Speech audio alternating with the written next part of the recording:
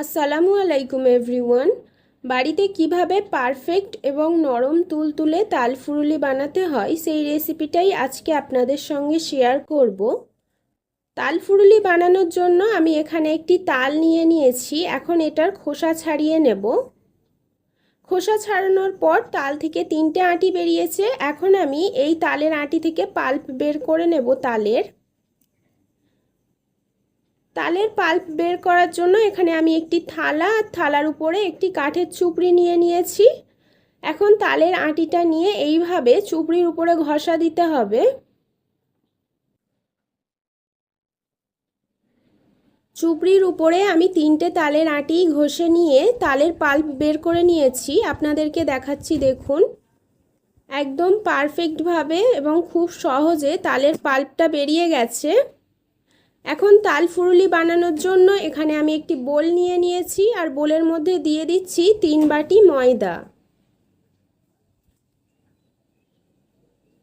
3 বাটি ময়দার জন্য এখানে নিয়ে নিচ্ছি 1.25 বাটি চিনি। দিয়ে দিচ্ছি অল্প একটু মৌরি, স্বাদ মতো লবণ, 1 বাটি ভিজিয়ে রাখা সুজি আর 2 বাটি তালের পাল্প।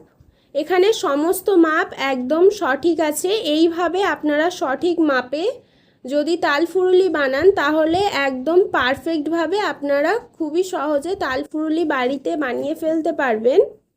এখন হাতের সাহায্যে সমস্ত কিছু খুব ভালো করে মিক্স করে নিতে হবে। এখানে যেহেতু তালের পাল্পটা পুরো ঘন, তার জন্য এখানে আমি দিয়ে দিচ্ছি ফুটন্ত গরম জল। অল্প একটু ফুটন্ত গরম জল দিয়ে আবারও ভালো করে মেখে নিতে হবে। মিশ্রণটা যেহেতু অনেকটা ঘন হয়ে গেছে তাই একটু পাতলা করে নেওয়ার জন্য আমি এখানে জলটা ইউজ করলাম। প্রায় 15 মিনিট মিশ্রণটাকে খুব ভালোভাবে ফেটিয়ে নিয়েছি। এই পর্যায়ে মিশ্রণটা একেবারে স্মুথ হয়ে গেছে। মিশ্রণটা হাতে সময় নিয়ে যত বেশিক্ষণ ফেটিয়ে নেওয়া যাবে ফুরুলিগুলো ফুলবে তত ভালো এবং নরম হবে। আমি তারপরে মিশ্রণটাকে আধ ঘন্টার জন্য রেস্টে রেখেছিলাম। আপনারা চাইলে আরও বেশি সময়ও রেস্টে রাখতে পারেন। তারপরে একটি কড়ার মধ্যে পরিমাণ মতো রিফাইন্ড অয়েল দিয়ে রিফাইন্ড অয়েলটা গরম হয়ে গেলে একে একে ফুরুলিগুলোকে ছেড়ে দিচ্ছি। ফুরুলিগুলোকে যখন তেলের মধ্যে ছেড়েছিলাম চ্যাপ্টা হয়েছিল, পরে দেখুন ফুলে ফুরুলিগুলো একদম গোল গোল হয়ে গেছে। ভালোভাবে এপাশ ওপাশ নেড়ে নেড়ে আমি ফুরুলিগুলোকে লাল লাল করে ভেজে নিয়েছি। এখন ঝাঁঝরির সাহায্যে তুলে নিচ্ছি। সেম প্রসেসে আমি বাকি ফুরুলিগুলোও ভেজে নেব। খুন্তির সাহায্যে একটু নেড়ে নিচ্ছি। এই ব্যাচটাও ভেজে নেওয়া হয়ে গেছে। এখন আমি ঝাঁঝরির সাহায্যে তুলে নিচ্ছি।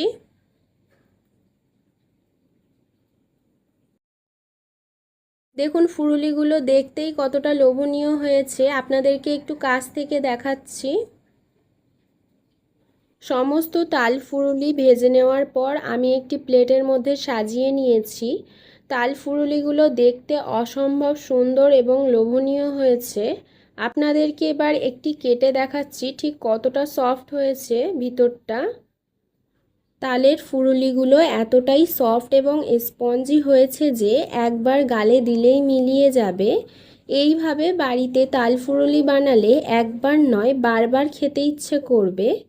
আজকের তাল ফুরুলি রেসিপিটা এই পর্যন্তই। রেসিপিটা ভালো লেগে থাকলে হাবিবার রান্নাবাটি চ্যানেলটিকে লাইক সাবস্ক্রাইব করতে ভুলবেন না। ফিরে আসবো আবারও নেক্সট কোনো রেসিপি নিয়ে। সম্পূর্ণ রেসিপিটা দেখার জন্য ধন্যবাদ।